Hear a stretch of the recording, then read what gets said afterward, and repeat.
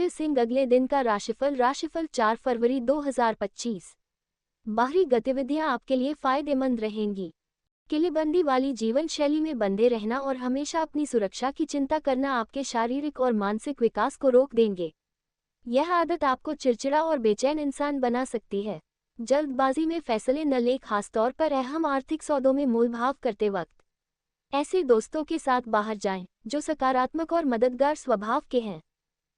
जो लोग अब तक सिंगल हैं, उनकी मुलाकात आज किसी खास से होने की संभावना है, लेकिन बात को आगे बढ़ाने से पहले ये जरूर जान लें कि कहीं वो शख्स किसी के साथ रिश्ते में न हो।